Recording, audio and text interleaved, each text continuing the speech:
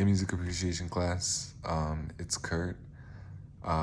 Today we're gonna be talking about the NPR articles that we listen to. As far as a little refresher as to what I've been up to, these discussion posts always happen to land on Fridays, so that's when I finish teaching my classes. And other than that, I've been good. I took a chem exam earlier this week. It went pretty well. Got my scores the other day. Other than that, been hanging out with some of my friends and just continuing to do school. It's been good so far. But anyways, to kind of jump into the material, also I have some notes written off to the side, so if I'm looking, that's kind of what I'm looking at.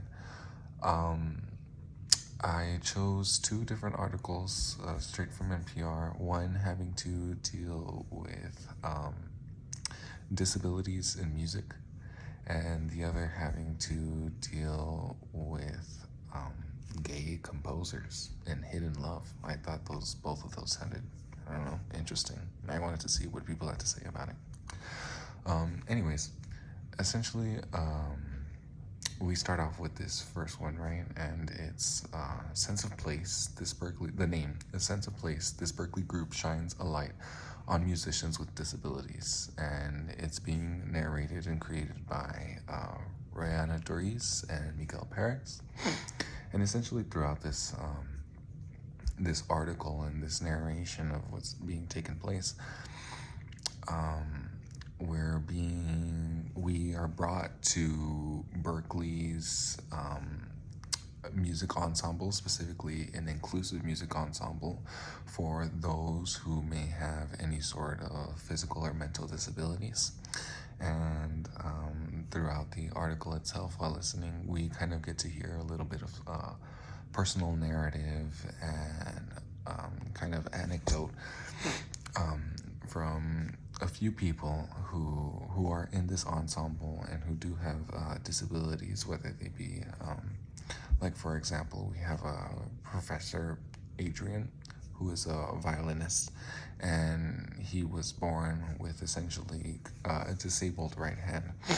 And he goes on to tell his story and how he was afraid because of his Chinese culture that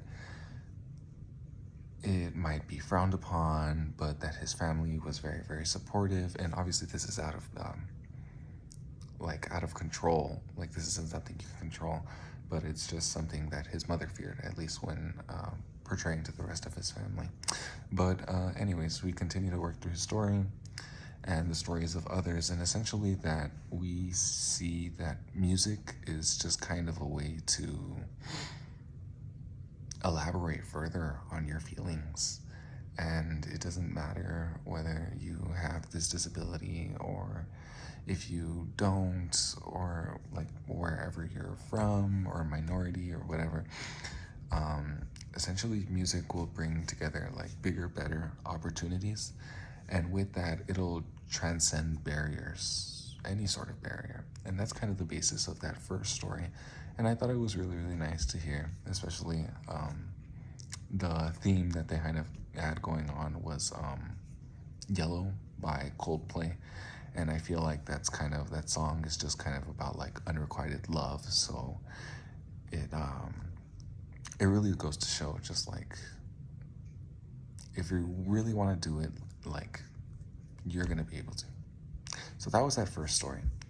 And then we go on to the next story, which kind of flips up on me. I was thinking that it was going to kind of be on the same basis of these essentially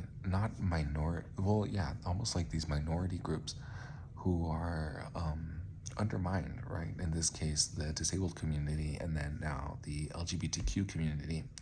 And I thought that this LGBTQ story would also kind of follow in the same footsteps of pushing forward and stuff.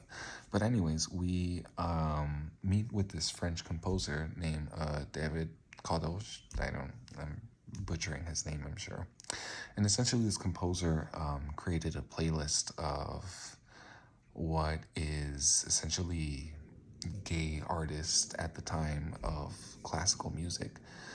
And he essentially speaks on the fact that